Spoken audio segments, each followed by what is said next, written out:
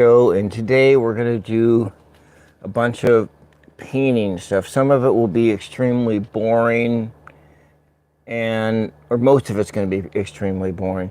So what we're going to be doing is some canvas prep. I have 3 canvases over here that I'm going to do some underpaintings on, but I'm going to be with my professional grade paints. I really like that red, that brilliant red underpainting that I did on this canvas, and so I want to try that with the golden paints. And so I have 3 different sized canvases that we're going to be using. We're going to use some gesso board, and then a museum studio grade canvas, and then just another canvas that was donated by a childhood friend of mine, like this canvas was donated.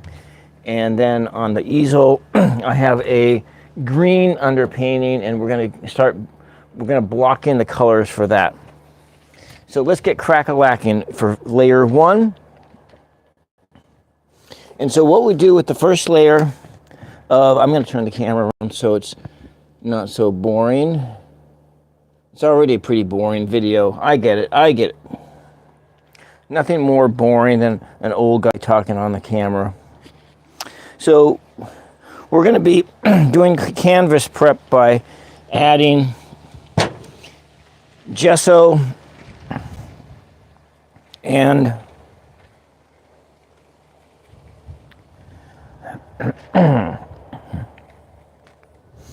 gel medium. Gesso and gel medium down.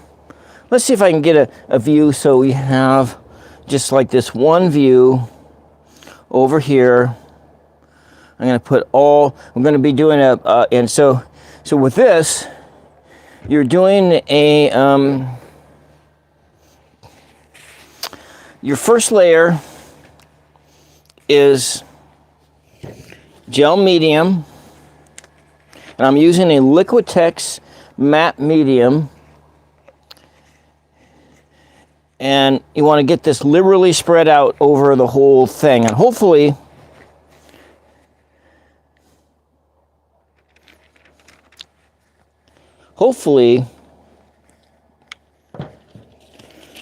granted this gesso board here is already pre-primed, but I'm gonna re-prime it anyway. I guess I should have taken, this is the museum panel series by Ampersand. This is a great brand. I like this brand. Welcome. So I'm kind of away from the camera, so I did see you that you popped in. How do I get this thing? I don't have anything to get this. I guess if we do this enough times, I can get it. Well, anyways, I'll come back to it. I'll come back to it in a second.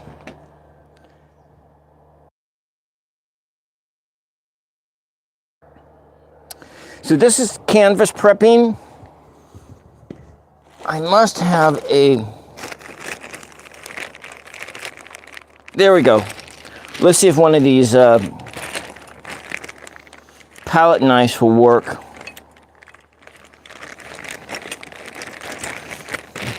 And getting free.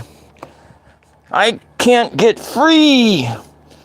Help me get free of this thing. Ah, there we go. We get free of it. There we go. We got free. Help me get free. All right. So the first layer in prepping a canvas for a painting, you are putting an underpainting on it. And the underpainting, and this is not a welcome, Essence of the Moon. Welcome. Thank you for being here for the boring part of the video, the canvas prep. And so what we're going to be doing on this is we're going to be getting try to get, at the end result is a brilliant red underpainting, a brilliant red underpainting. And I'm going to put a little bit of this gel medium down. That, liberal amounts. That's probably way too much. It's probably way too much for this project. And now we're done with that. And I got this nice brush.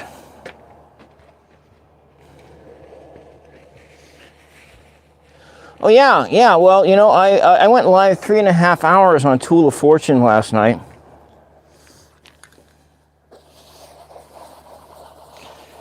I just started to wake up now, so what you're doing is we're just pushing this stuff in here.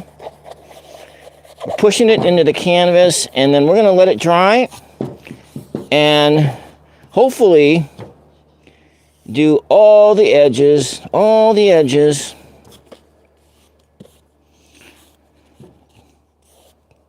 So today we're dealing with essentially 2 different grades of paint, student grade and pro grade paints.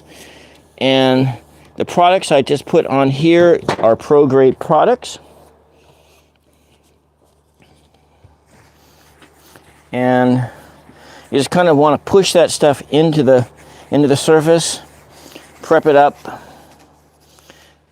And I was very satisfied with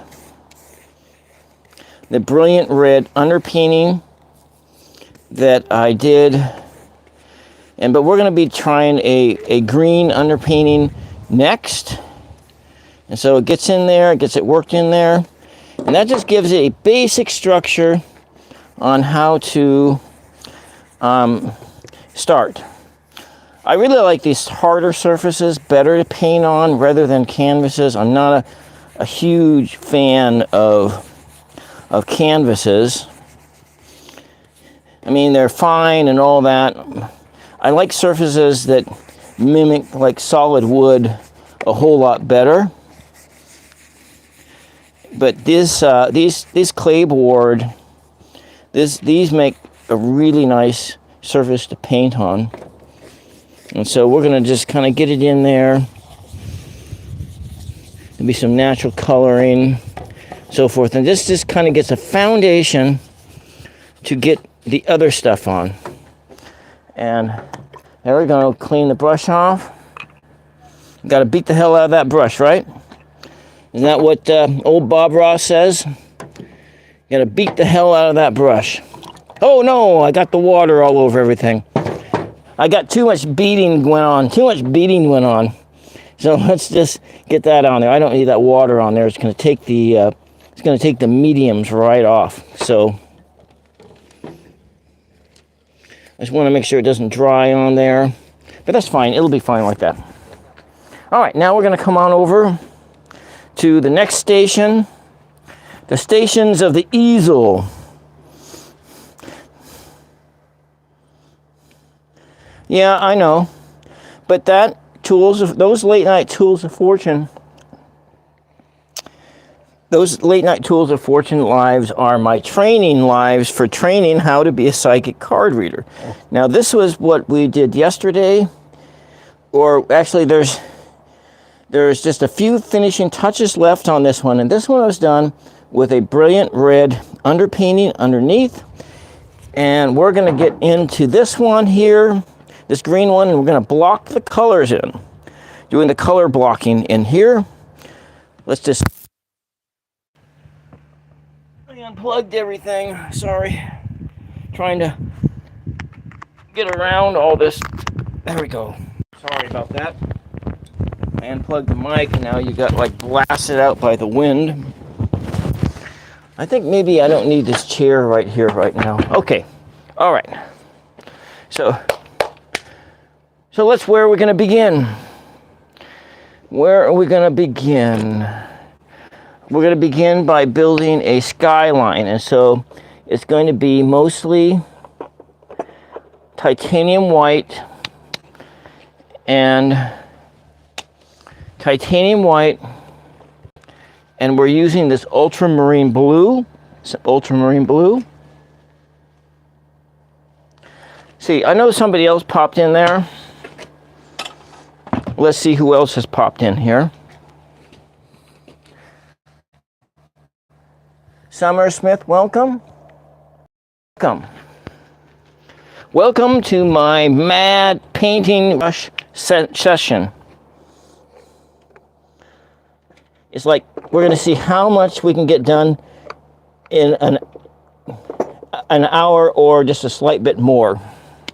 How much can I get done in an hour or a slight bit more? I might want to add one other color onto here. I'm going to use this fluorescent red,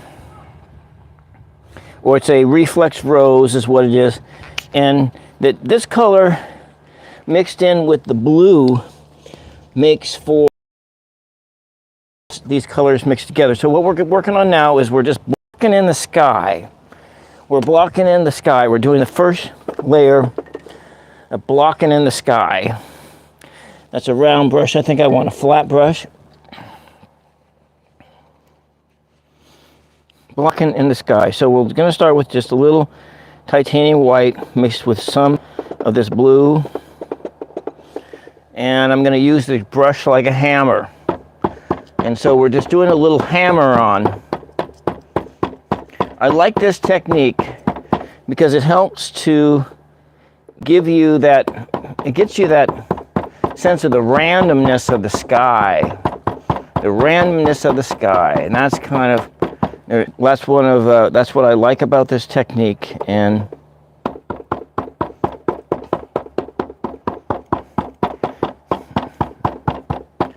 so we're just going to do an initial coat, get it done, get it down, and then we're going to go back over to the underpaintings and start working on those underpaintings. So I'm essentially going to repeat the same painting I did before on the red underpainting, but go on to the green. The green. Why am I cracking up here?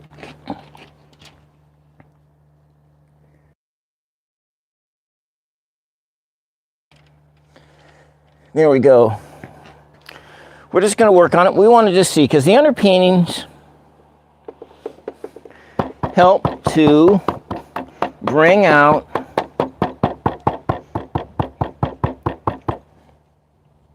what they can do is they can make your paintings have a 3D or holographic-like effect. But you know, you want to do this and just have fun with it. You're doing something rhythmic and got this drumming like effect and the music. Gotta feel that music, feel that beat deep inside of you. That's where we're at. We're at the beat stages. We gotta do some beating, some good beating. And if you have any thing you're frustrated about, this is a good way, to beat it out of you. You want to hold that brush clear down at the end. Maybe do a little dancing around, dancing to the beat of the brush. We dance to the beat of the brush. A beat, beat, beat, beat, beat, beat, beat, beat, beat, beat, beat, beat, beat. A beat, beat, beat, beat, beat, beat, beat. A dancing to the beat of the brush. A dancing to the beat of the brush. A beat, beat, beat, beat, beat, beat, beat. Beat, beat, beat, beat, beat, beat, beat. Dancing to the beat of the brush. Dancing to the beat of the brush. A beat, beat, beat, beat, beat, beat, beat, beat, beat, beat, beat, beat, beat. It helps to get a little bit silly there, You got to add your own soundtrack. Oh, I drove everybody away.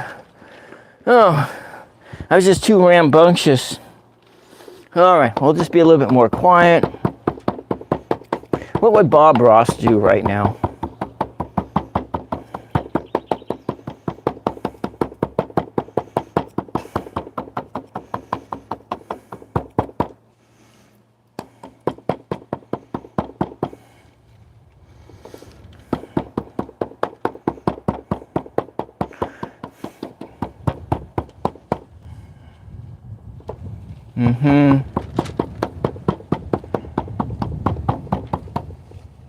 All right, I need to move this up a bit because I need to do the edges. We're going to come in and just do the edges here. I'm going to put that color in up here.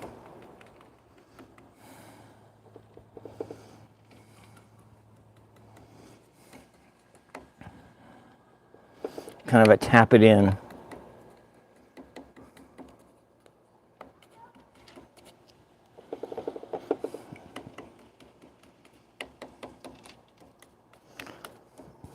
Now when you deal with the golden paints, you might wear gloves when you're handling them because they're really hard to get off your skin.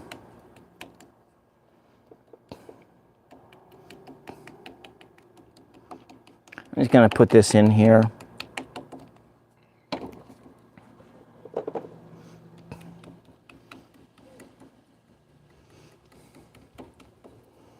And a little bit on the edge.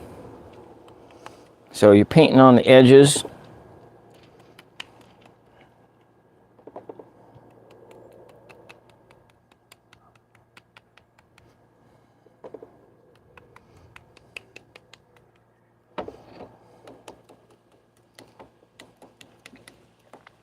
You know, if you're still there, Celine, I was thinking,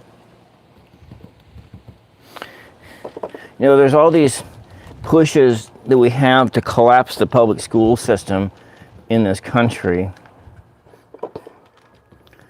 that we need to have a witchcraft school.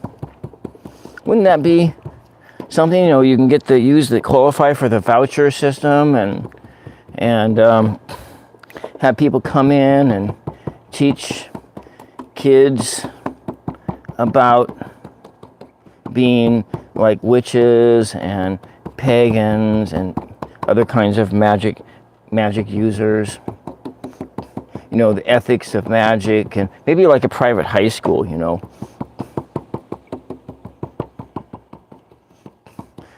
Witch school. Because that will certainly fly in many, many areas of the United States. I could just see the lawsuits coming out now.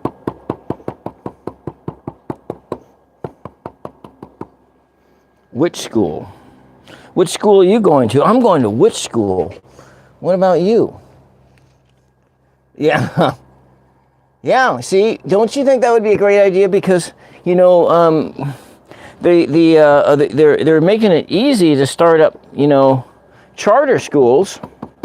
You can do a charter school instead of, or a private school that instead of teaching the mainstream religion, you teach some of these older religions. Maybe it has Kabbalism, it has, you know, Jewish mysticism, or even you know, have even like Christian mysticism, and then within that having also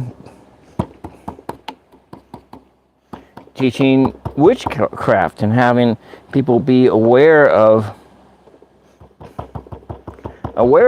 these kinds of things, that they isn't exactly what people think they are.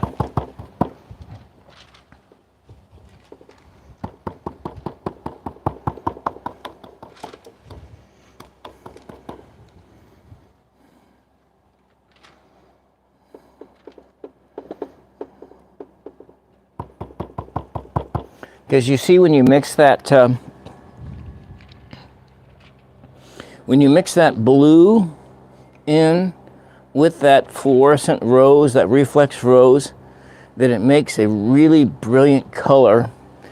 And you can put that in the background, and when it's way back in there, obscured by clouds, your painting can take on qualities of whether are those like clouds in the back or are those faraway mountains. And that's something I discovered by accident last year. And it becomes, now it is when I do my landscapes, it is kind of a feature that I'm putting into my paintings. And so this is just your first coat, getting it in there. And so what you see underneath there is you can see some of the underpainting under it, and that's where your light is coming from. It's just as a greenish tone, but there are all different colors in the sky. And you just think, well, why isn't your sky blue? Well, it's a lot of different things. There's a lot of different colors in the sky. And we're going for trying to make good paintings and not trying to make the best possible painting that we can. And that's kind of what the goal here is. The best possible painting that we possibly can. While even though we are practicing, we're using student grade practice paints, we're still working towards doing good work. You always want to set out to do good work. Now, however, when you're first starting out, there's always these issues that are continual issues that your imagination, what you have in your imagination, and what actually pops out are always different. It's always different. It takes a lot of work, a lot of practice to come into a place to where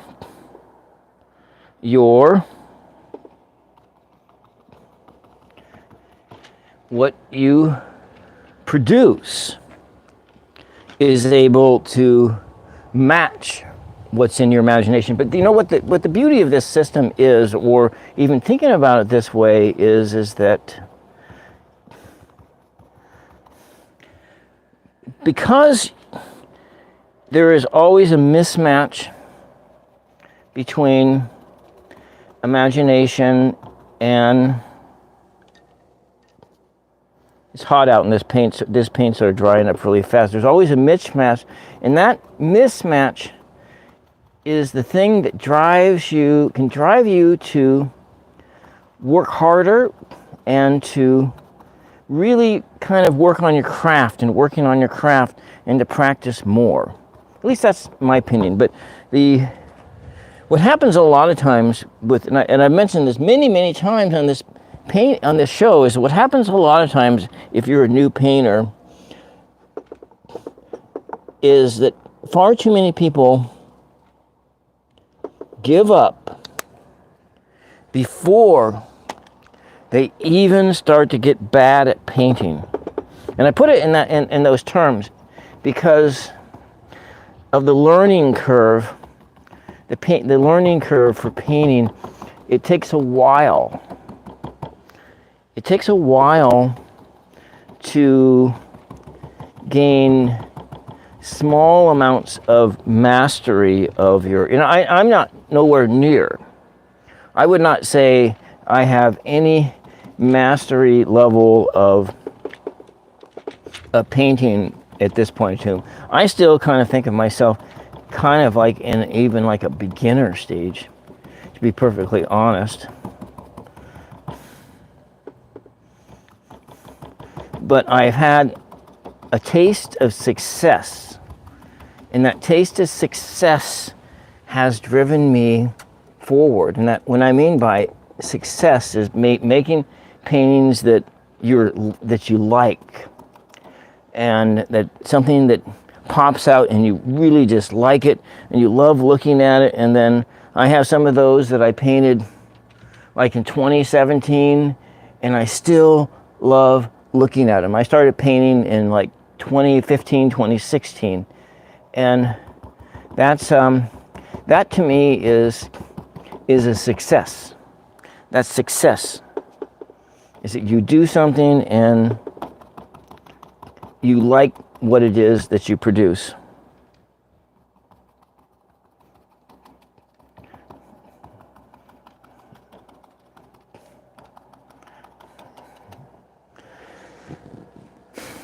Let me see. I better go look at the chat here, see what's going on.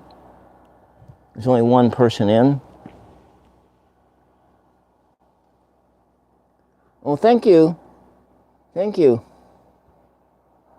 Yarda can teach the dark arts. Yeah. Yeah. See, we have That's exactly what this nation needs, is a witch school. And so you say, well, where do your kids going to school? Oh, my kids are going to witch school. Well, which school is that? I don't know. It's the witch school. What's just down the street? Well, what do you learn at the witch school? Oh, we learn witchcraft. And we learn how to make potions. And we learn other things like, like reading, writing, arithmetic, stuff like that. A little bit about current affairs, current events, but we want to filter it through the eyes of manifestations and being in nature, the eyes of nature.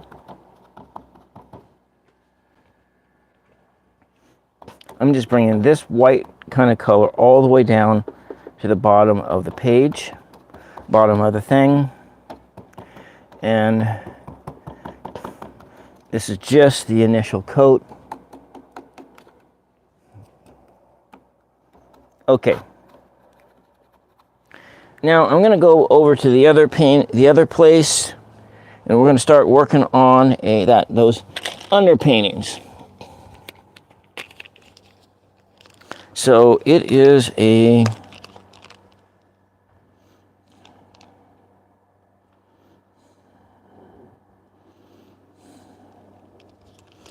I'm going to start with a fluorescent paint.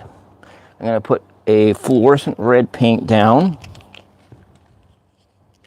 I think for this one, like I said, I'm going to use some gloves, put some gloves on, because this paint is kind of hard to get off your skin. The Amsterdam student grade paints, they work better for that. Let me see if I can see the screen. It looks like Elizabeth is here. Welcome. Welcome, everyone. And so we're going to do the part 2 of doing underpaintings. And so all of these paintings that I'm doing now, I'm doing them with the intent that I'm going to sell them. So whatever image I am taking care that these are not practice paintings. They may turn into practice paintings, but this intent here, that's my intention that I'm putting out into the universe, that all 3 of these paintings will have a price tag on them of one kind. So this painting here, I already know what it's going to look like because I've done multiple images like this, but it's going to be very similar. I sold one for $100 last December. That's going to be on this one. I have another canvas exactly like that, and I'm going to do this one with this brilliant red underpainting, and we're going to see what's going to happen. And so I need to dry that brush off a little bit.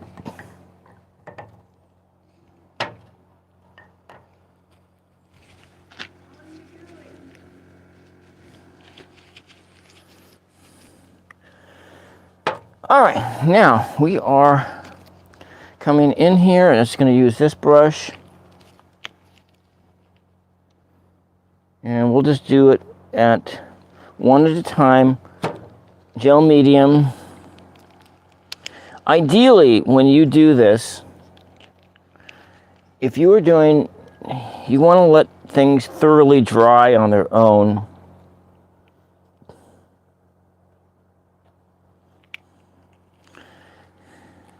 You don't really want, you can rush it with hair dryers, which is I've done, but when you get down to other layers, you want to work this in. It's like, at this stage, when you're working with professional paints, and you're doing professional paintings, not always, I am using a technique that I'm going to be using only transparent and semi-transparent paints only, so that they're kind of see-through and that you can change the colors optically, where all the colors working together, they can magnify and they can work together in that sense, and they work together.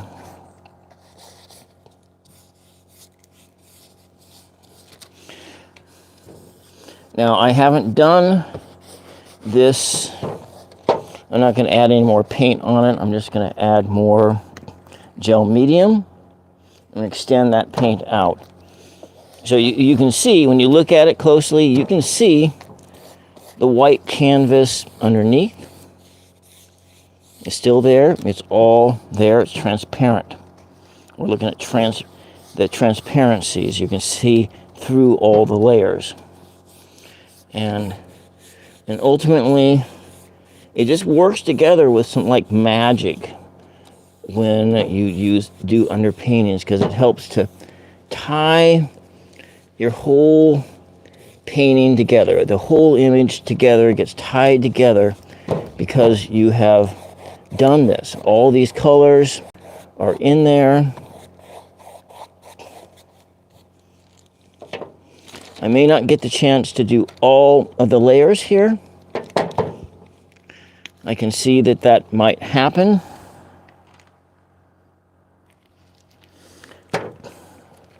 But I did say at the beginning that we're just doing boring stuff. The prep work is but the prep work is so important. It's almost the most important part of your painting is to prepare the canvas for painting. You have to prepare the way. I'm going to add just a little bit more of this color on here. You have to prepare the way. And in anything in life, all that preparation work is the boring stuff. And that is the most important stuff that you can work on, is the boring stuff.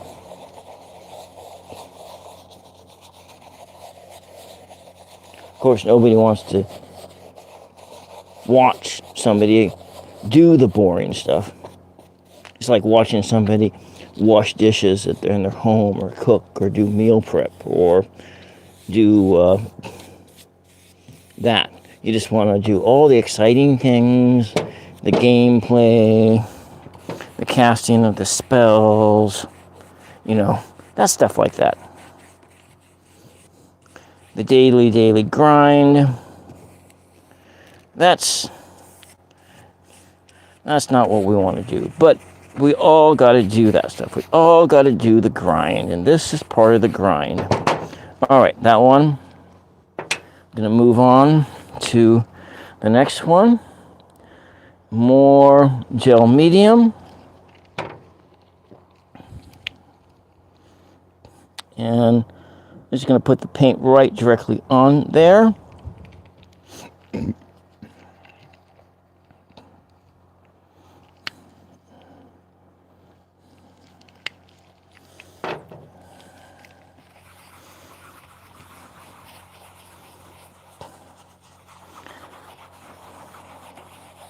We're mixing the colors optically together,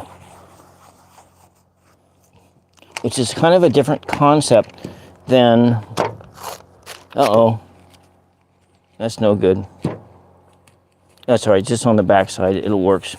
So we're mixing things optically together, so the colors will there will be a change in the finality of the whole composition.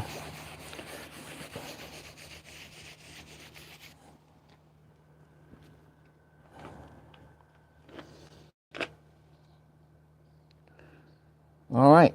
Oh, it's 8-8. Look at that. 8 likes, 8 watchers. Watching the boring stuff.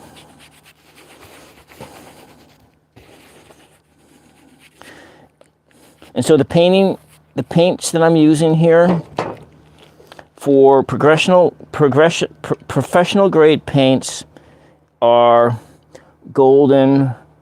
These are your top of the line, some of your top of the line acrylic paints, Goldens, and then it's Liquitex. And Liquitex is the medium, and I have some. So Liquitex is sort of, it is a in-between kind. It's in between your professional and your student grade, but it has enough of the quality of the stuff in there that, you know, most all your Acrylics Pro painters do use Liquitex products, because the Golden mediums and everything they're really spendy, and so your goal here is you're gonna, though you are financially poor as an artist, you want to use the most. You paint like a millionaire. That's the line we're using. Paint like you're a millionaire. Paint like, don't spare the expenses. Don't spare your expenses for the materials and the things that you use. You want to use the highest quality canvases, the highest quality paints. For if selling is your purpose, if sales is what your intention is for the final product, regardless of whether it turns out. If sales is your intention, you want to use the professional grade paints from the beginning to the end. And there we go. We're going over to the other canvas, and I'm just going to move it around like that. So maybe you can see a little bit better this way.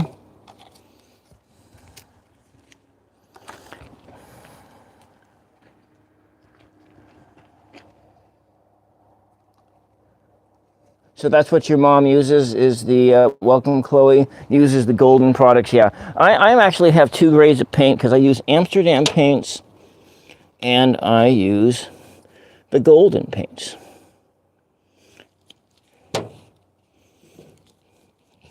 And my favorite thing to paint on is wood or harder surfaces. This is a clay board. I haven't really painted on a clay board for a while, so it has a totally different texture. There's no edges. Just kind of work this stuff in.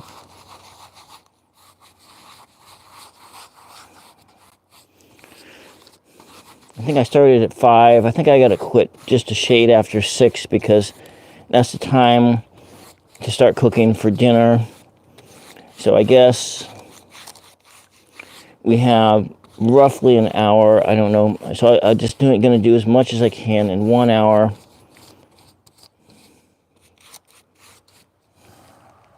For today. I want to get some more of this over there.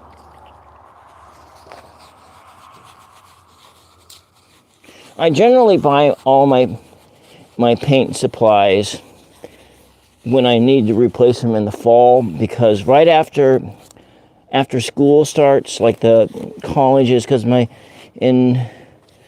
use the art store I buy all my products out of. 99% of my products out of is the Merry Artist in McMinnville, Oregon. I'm not being sponsored by them, but that's the brick and mortar store I use.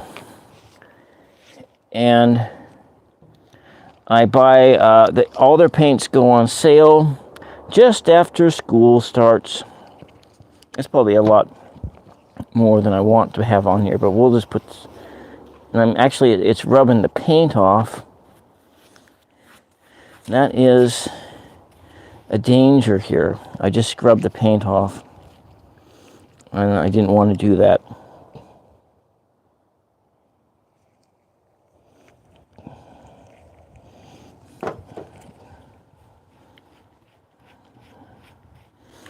I did mention that this was fluorescent red that we're working with here. And I'm working on trying to create a brilliant red underpainting to begin the whole image on. I think with this one here, I'm going to probably do a seascape. And then we will do the 6x12 is going to be a forest scene, and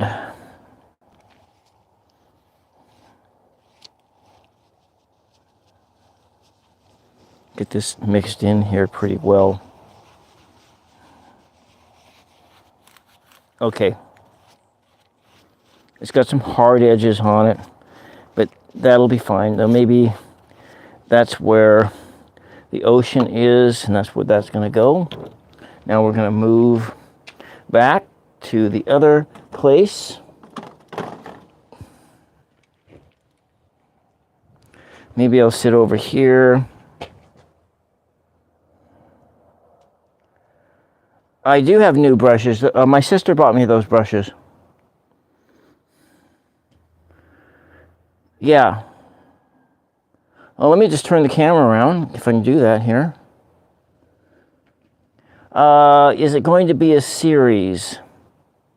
No. I paint the same images over and over again, for the most part. Like, like that 6x12, that one, I have a specific design in mind. This is a new design. I'm probably going to do, welcome Mama Sushi. So this is a new design, a newer one. And I like it because it's like, I didn't know, it has like this mist-like effect, and it has that color in there. And see, I did a red underpainting on this, and this is how brilliant this thing turned out. And so that's what we are doing. And this one is not quite done. It does have the issues I have with it right now is that right here the color here is,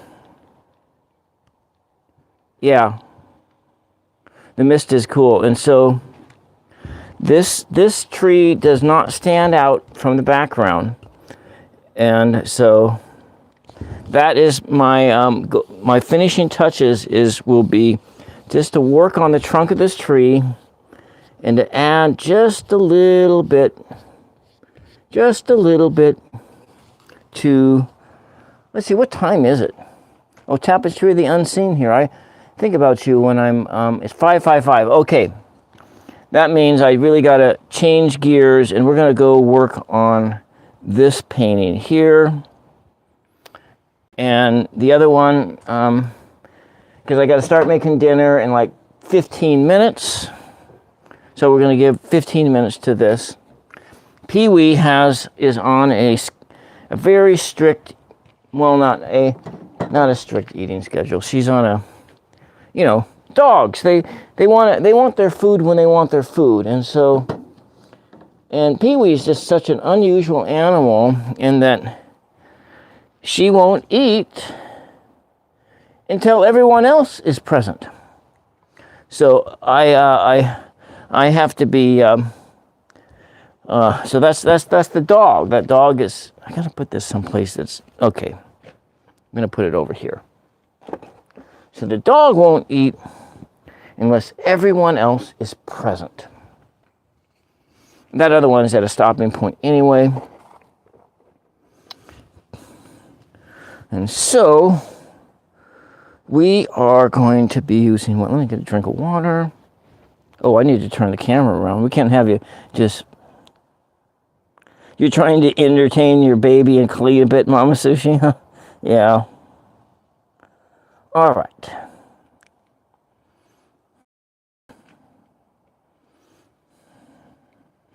And so last night I was on, Mama Sushi, I was on for 3.5 hours. I was only going to be on, I didn't think that, wait, what's going on here?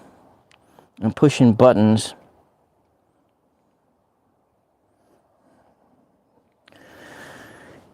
So it's like if it's a danger zone. If I start falling asleep around 5 o'clock in the morning, I can only do that so many days in a row before I start getting migraines. And so I was lucky because I started falling asleep at dawn today. I finished my live stream at I think 3:30 in the morning. Yeah, 3:30 in the morning. I need a finer tip brush. I'm going to use this brush here. And I'm going to be coming in and using, I'm just going to come up a shade. I'm going to add some of these fluid acrylics right in onto the surface of the tree because I want it to stand out just a little bit more from everywhere else. And so I'm just kind of working around the edges. So what you're looking at is you're coming in here and the sun is at your back. The sun is at the back. And so we're just doing detail work. I want to make sure I don't dump this thing over.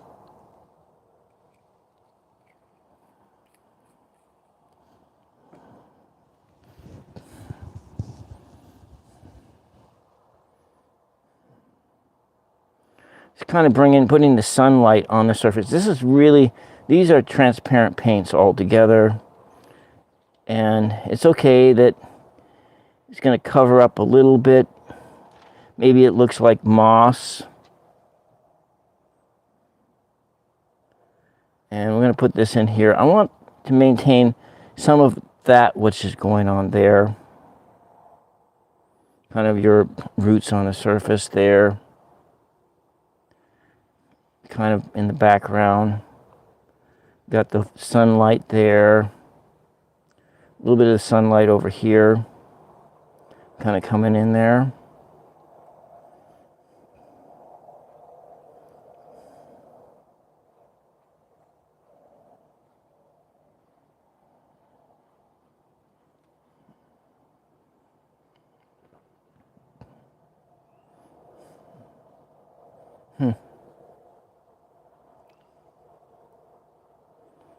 So right now it doesn't look like too much.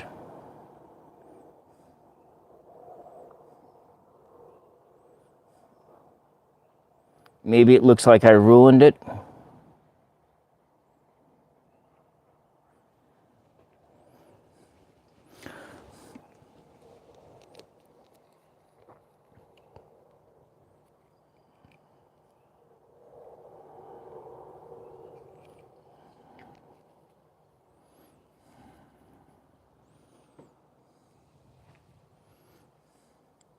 Just going to be putting it in here a bit. And we'll come back over with some darker colors.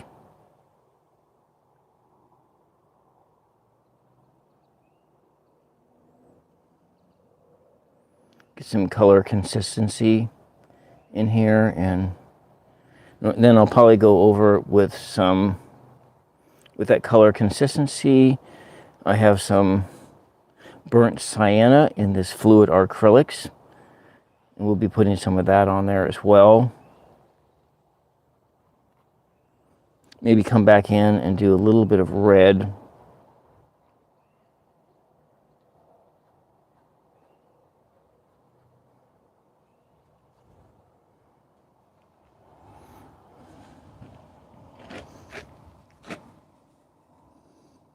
"15 weeks and you entered the second trimester." Wow. You're just moving quite along there. You're just moving right along there, Mama Sushi.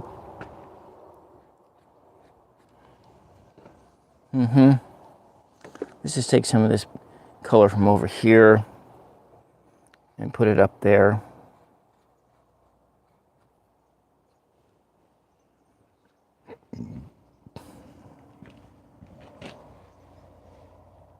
It'll be interesting to see how this works. I hope that I have coming in a first-person POV camera rig. It kind of straps on like your chest or something, comes out. So I'll have so when I do this next week, I'll have the camera strapped to my body, which means I probably won't be able to see the chat at all. But I also have another device coming, so I can then look at the chat on another device.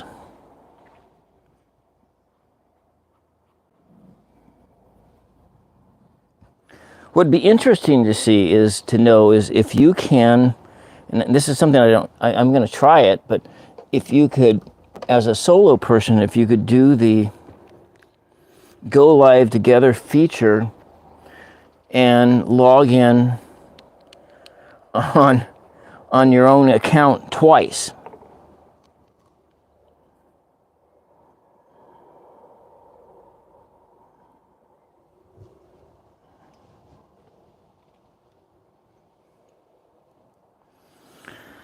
Tomorrow is supposed to be scorching hot around here. I'm going to come back in here with some of these brown tones, and we're mixing them right on the top there. It's kind of drying pretty fast, so I can get to those effects of the optically changing of colors right on the canvas.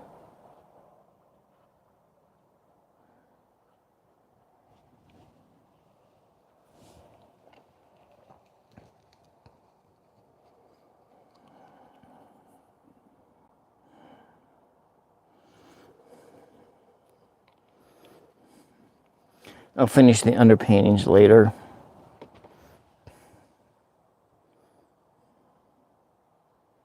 After dinner, I'll probably do a couple more coats in there. And I may not be able to get this to stand out. But then again, this is a practice painting. So when I go and do this image again for reels, heat wave, well, I think it might be,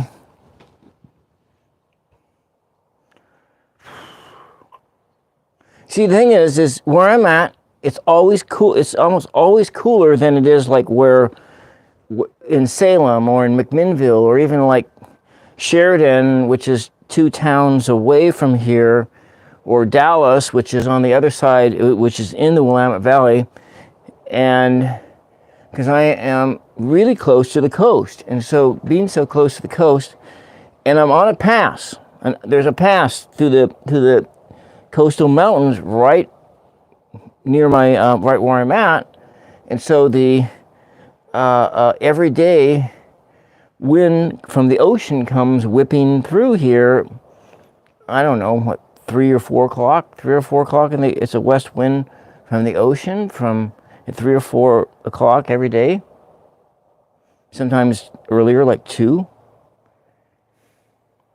So where I'm 15 degrees cooler, 10 to 15 degrees cooler than just like 10 miles east of here. Yeah, that pass sucks. It does.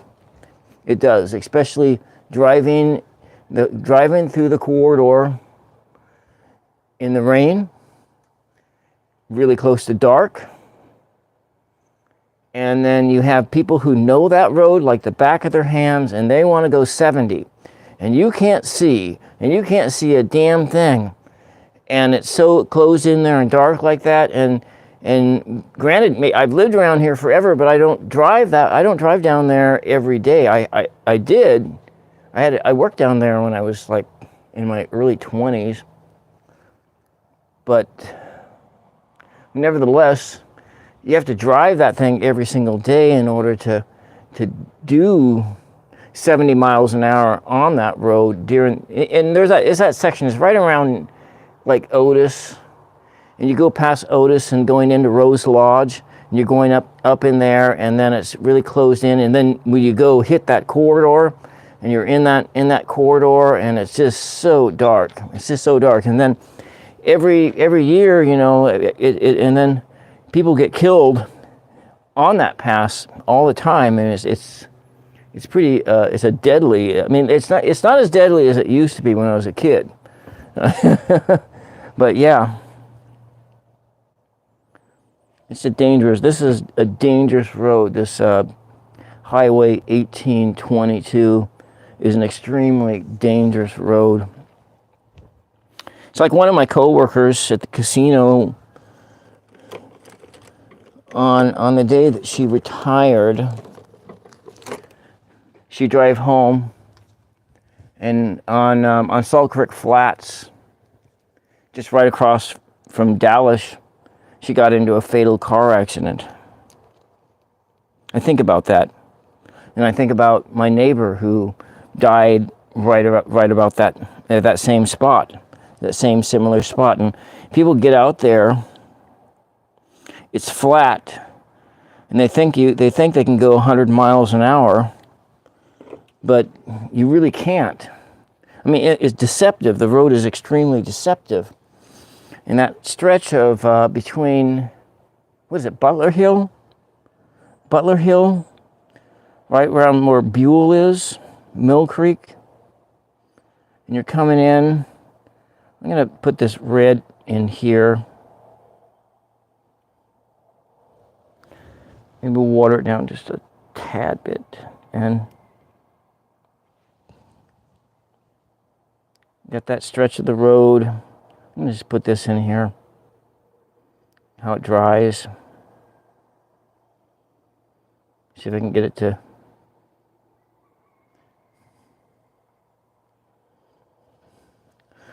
And like that neighbor who was the last person to see my dad alive, he also died in a car accident. My dad died on Highway 18, and that neighbor died on Highway 22. I'm not going to mention any names. Those names aren't important. He was a good guy, though. He was a nice man. Very ambitious. And when he was younger, he was a real hothead, too. You know, made his living as a logger. Well, I'm kind of liking that with this, putting these red tones on this in the final coat here. Can you see that? Let's just bring the camera over there a little bit closer. Look in there, and you can see the different tones here. And so when I did that coat with the yellow in there, but then we layered some of that burnt sienna, and we layered in then some red on top of there, that it helps to bring it. But there's still this whole area, the fact that it does not stand apart. And so that's when we go and do another painting like this, which I'm going to do on that other canvas over there. And also when I would do the green one, when I do the green painting, that the green underpainting one, I will make sure that the background where I put in the trees is lighter, not as dark as this, so that your foreground will stand out from the background.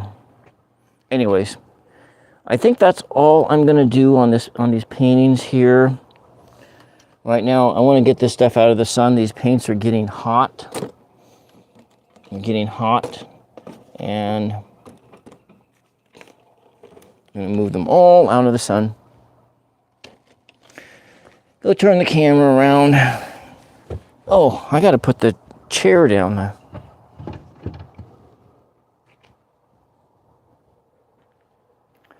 My garden is getting taller. Sorry for the shakedown. Let's see here. All right. Turn the camera around. Finish this off here.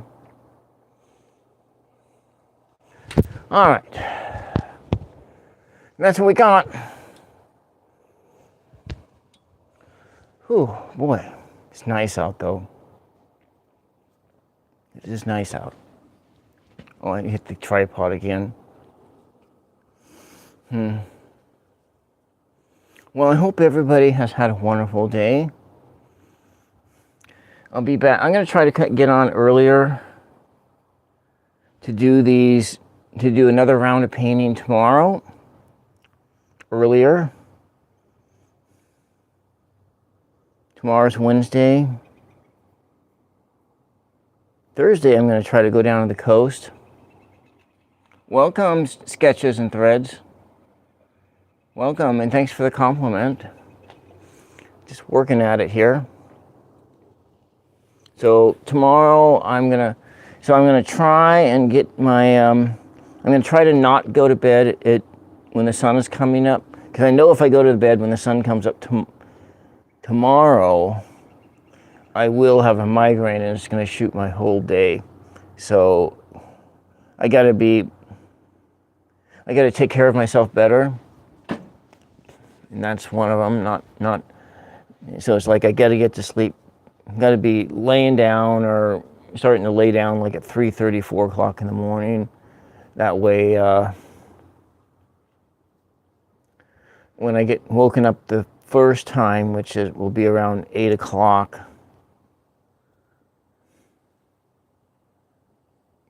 that I will at least have like 4 or 5 hours. Yeah, self-care is very important. And yeah, and then so if I can get to sleep earlier, get up earlier, then I can start and do this live stream earlier. Yeah, and I'm at like 2,600 watch hours now, but I'm dropping, I think last year in July, I think I was getting 100 hours of watch time a month, and I think I got 150 watch hours in August of last year. So I'm dropping every day. I'm dropping that time off. So every month I'm dropping 100 hours off, and and I'm trying to hit that 3,000 hours. You know, it's so hard. But anybody, all you guys who do the damn YouTube know how hard it is to get your watch hours. And I'm going into the 4th year of this channel. And yeah, it is really tough. It's really tough. It's really tough. That is for certain. And getting that hours, and so yeah. Yeah, I'd like to hit those benchmarks. I was like looking at because I save a lot of stuff, like screenshots of some of my stats and so forth, watch hours and how many total watch hours I have and so forth like that. That way I can go back into time and see where I was at. And yeah. Whew. Well, anyways, I don't have anything more to say other than happy painting for those who paint. I need to make some boxes. I need to make 2 boxes for those and paint those boxes, put some energy and tension in them, and one of them is going to get sent to Florida, and the other one is going to be sent to wherever, north of Florida. And I think you know what I'm talking about if you're there. That way, and I get that done. A time machine, yeah. Wouldn't you like a time machine? That car that just went by was a hell of a time machine. Got those mechanics up the street. So yeah. But you know what? Did you ever see that movie Napoleon Dynamite? I love that movie, but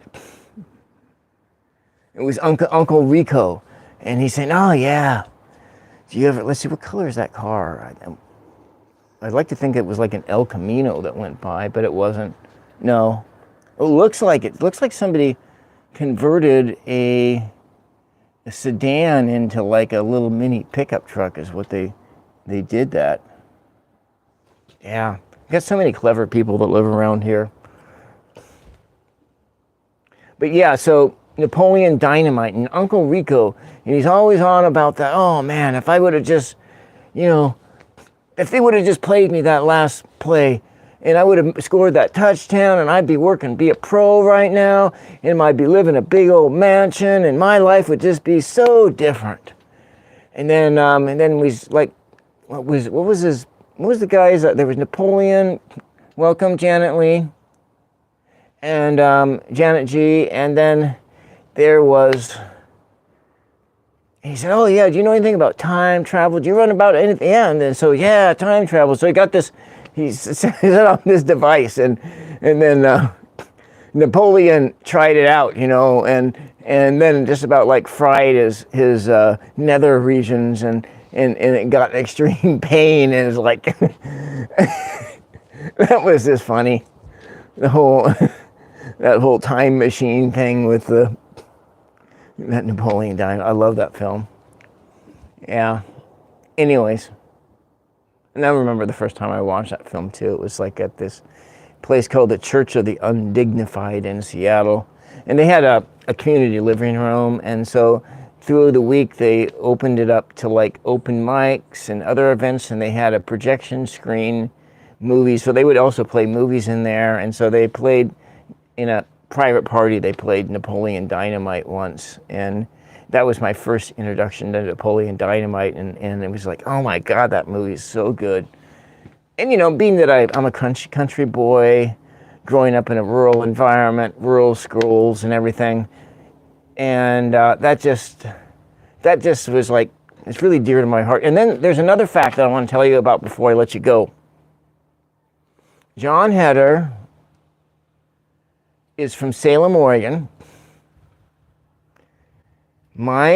Two of my cousins were, he's a little bit older than they are. They went to the same high school, and they were in the high school. They went to the same high school in Salem. I think it was South Salem High School. McKay, was it? And they went to, South Salem High Schools, and they were at my oldest cousin, first cousin, and so like on Sunday when I went to the 50th wedding anniversary was their parents, and their oldest daughter was like a freshman when John Heder was like a senior, and so they were at the same high school at the same time, the guy John Heder, and then my uncle's Dennis was John Heder's father. And so that's there's like a degree of separation between John Heder was a proximity. It goes from my aunt, her husband, and her husband Dennis was John Heder's dad to John Heder. So that's what? How many degrees of separation is that between me and John Heder? I've never met him. But and neither has my cousin ever met him, but nevertheless, it was that's like 1, 2, 3 degrees of separation from John Heder. And John Heder's an Oregonian, and he's a funny guy.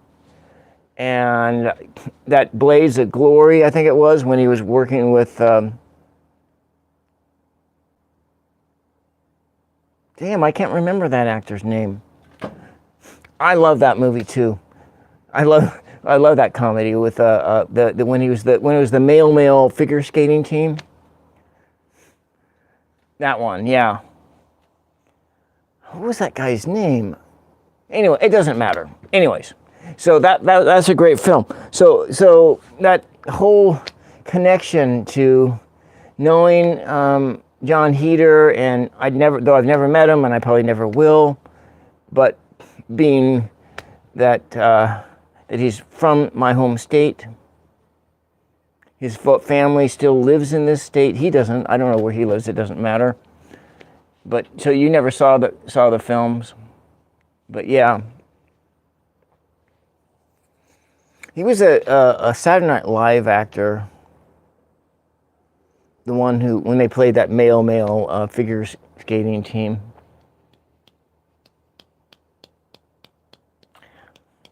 He wasn't, I don't know. It doesn't matter. It doesn't matter, does it? Anyways, I'm going to say goodbye for today.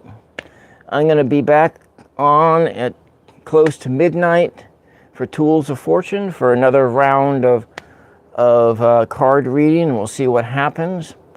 Probably getting the same questions over and over again, but that's okay. I'm getting practice. I'm getting practice reading tarot and getting practice reading oracle cards and doing all of that stuff. And the dog is getting antsy. I can just hear the dog in my brain. It's like, Billy, Billy. Yes, Blades of Glory. Billy, Billy, dinner time. Where's my food, Billy, Billy, Billy? Where's Billy at? And so, all right. I want to thank all you all for tuning in. For Janet, for Tapestry, the Unseen. For, I can't see the screen, for Celine, for Elizabeth, for all the other folks, and for everybody who pushed the like button and the subscribe button, and for just hung out here while I was doing a bunch of boring stuff in the realm of painting. And we'll see all you all the next time. Bye-bye.